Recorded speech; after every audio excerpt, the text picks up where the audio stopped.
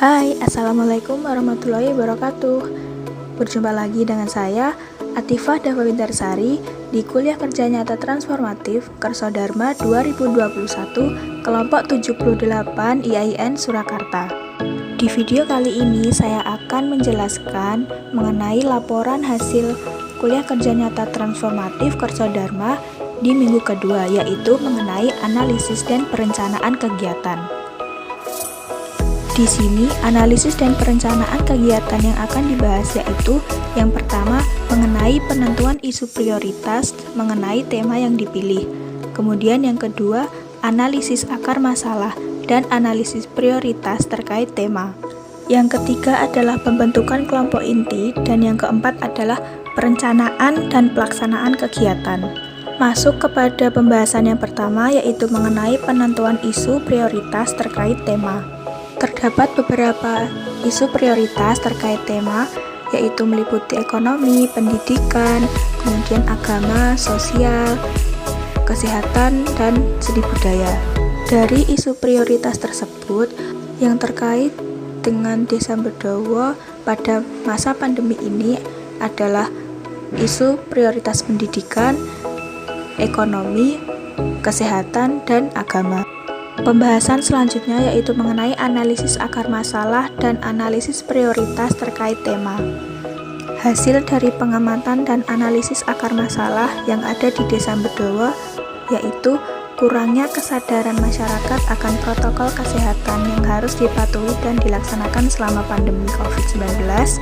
Kemudian adanya pandemi ini membuat pembelajaran anak-anak dilakukan secara online dan membuat minat belajar mereka menjadi menurun. Kemudian perekonomian dan penghasilan warga desa menjadi menurun karena COVID, dan selama pandemi COVID-19 beberapa kegiatan keagamaan di masyarakat dibatasi. Dan ini bisa dimasukkan ke dalam analisis masalah prioritas, yaitu pada isu masalah ekonomi yang sebelum pandemi COVID-19 kegiatan ekonomi masyarakat Desa Bedowo masih dikatakan stabil. Mereka bisa bekerja dan mencari nafkah untuk memenuhi kebutuhan keluarga. Akan tetapi, pandemi ini membuat perekonomian dan penghasilan mereka menjadi menurun. Banyak usaha yang terhenti dan adanya penurunan jumlah pemasok barang serta adanya pengurangan pegawai yang membuat banyak dari mereka harus memutar otak untuk mencari usaha lain demi mencukupi kebutuhan. Kemudian, jika dilihat dari permasalahan pendidikan, sebelum adanya COVID, pembelajaran masih dilaksanakan secara offline. Anak-anak bisa belajar di sekolah dan bertatap muka langsung dengan teman-teman serta guru. Akan tetapi, ketika pandemi datang dan tidak kunjung mereda, membuat kegiatan belajar mengajar anak-anak terutama di Desa Bedowo, mulai dari playgroup sampai perguruan tinggi, diliburkan dan dialihkan secara online melalui gawai. Hal ini juga merupakan salah satu kebiasaan baru yang harus dilakukan. Akan tetapi, banyak juga dari orang tua yang mengalami kesulitan mengenai pendampingan belajar anak, serta banyak dari anak-anak yang sulit untuk memahami materi serta tugas yang diberikan oleh guru. Solusi untuk permasalahan ekonomi di sini adalah dengan membantu masyarakat, memberikan ide, inovasi, serta menggali potensi ekonomi desa sebagai langkah untuk memperbaiki perekonomian. Kemudian, pada permasalahan pendidikan, yaitu dengan melakukan pendampingan belajar kepada anak-anak Desa Bedowo, serta memberikan bimbingan belajar. Selanjutnya, dalam hal kesehatan, di sini sangat penting untuk diterapkan dan dilakukan. Penguatan daya tahan tubuh sangat diperhatikan dan sangat ketat saat pandemi COVID-19 ini. Masyarakat Desa Bedowo diharuskan untuk mematuhi dan melaksanakan protokol kesehatan dengan baik dan benar. Kurangnya tempat untuk menunjang protokol kesehatan dan kurangnya kesadaran masyarakat akan COVID-19 yang membuat mereka kurang mematuhi dan terkadang lalai agaknya menjadi permasalahan masyarakat Desa Bedowo saat ini. Dan yang terakhir yaitu mengenai masalah keagamaan. Di sini kegiatan keagamaan sebelum adanya COVID-19 masih dilaksanakan dengan baik di Desa Bedowo, seperti kegiatan TPA dan pengajian yang masih dilakukan oleh warga. Tetapi saat pandemi, kegiatan yang ada di Desa Bedowo beberapa ada yang dibatasi dan ditiadakan. Khususnya pada kegiatan TPA anak-anak, kegiatan TPA di sini ditiadakan sementara. Anak-anak disuruh untuk mengaji dan belajar sendiri di rumah. Kurangnya pendampingan di sini juga menjadi faktor permasalahan yang ada di Desa Bedowo. Solusi untuk permasalahan kesehatan di sini yaitu dengan memberikan sosialisasi serta bersama menyediakan tempat penunjang protokol kesehatan yang belum tersedia. Solusi untuk permasalahan keagamaan yaitu melakukan pendampingan kegiatan TPA kepada anak-anak Desa Bedowo.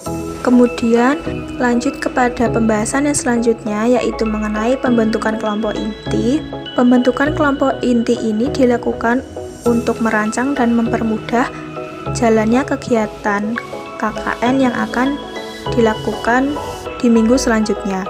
Dan karena adanya pembatasan kerumunan, jadi saya dibantu oleh tetangga sekitar rumah untuk membantu perencanaan kegiatan KKN ini.